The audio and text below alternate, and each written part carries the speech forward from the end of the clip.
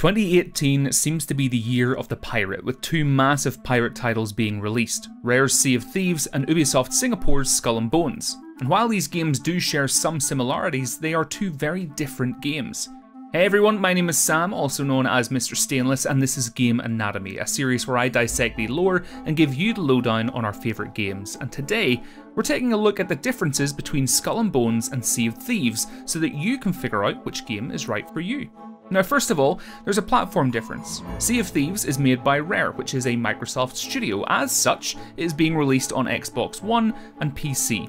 Skull and Bones, however, at the moment is planning to release on all major platforms, PC, PS4 and Xbox One. No news on whether this title would make it onto the Switch at this point, however. Next, it comes down to what you would rather play as, captain or crew member. In Skull and Bones, you play as the captain at the helm of your own ship, but the player character in actuality is really the ship itself. You don't get to leave the helm and run around, and your view will primarily be from the ship's perspective. In Sea of Thieves, you play in first person as a crew member aboard a ship. You could be the captain and lead your crew on a plundering adventure, or you could simply be a deckhand bumbling around with a tankard of ale in your hand. Thirdly, there's also a difference in focus. With Skull and Bones, Ubisoft have said that there will be some form of single-player narrative campaign involved in the game. Not only that, but there will be a PvE experience and PvP modes where you and your team of ships take on an enemy team of ships either in an all-out deathmatch or for control over vital bounty. In Sea of Thieves, however, the narrative of your playthrough is almost intertwined with that of the other players. Sea of Thieves doesn't necessarily have a single-player campaign, but instead there are quests where you can choose to play with or without other people.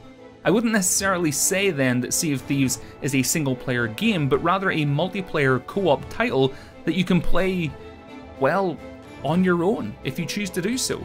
If that makes any sense whatsoever. Of course, there is PvP in Sea of Thieves also, but the real focus is on that cooperative play. Speaking of PvP and combat actually, the dev team at Rare have said that there is no linear progression system in Sea of Thieves, meaning that as you play longer, you won't get better guns or swords, thereby giving you an advantage over other players. If you are looking for a game that does have a more linear progression, then you're going to want to stick with Skull and Bones. In Skull and Bones, you'll be able to master the helm of a variety of ships, each with their own specialities, and which can equally be outfitted with a range of weaponry. With titles like Rainbow Six Siege and For Honor, you can expect Skull and Bones to have a similar focus on multiplayer to keep that side of the game engaging. Finally, if we take a look at the visuals, Sea of Thieves is going for a much more light-hearted graphic style. The graphics are still beautiful, don't get me wrong, but they are completely different from the more photorealistic graphics that we see in Skull and Bones. So those are 5 differences between Skull and Bones and Sea of Thieves. Personally, I think they're both great games. I'll be playing both and I'm sure I'll have an equally amazing experience in both as well. I think it's good that the games are quite vastly different, but what do you think? Are you going to be playing either of these titles? Let me know down in the comments below. But in the meantime, if this is the first time you've come across my channel, you're very welcome. Feel free to subscribe to be kept up to date with when new videos go live. But until next time, have a great week, and I'll speak to you all soon.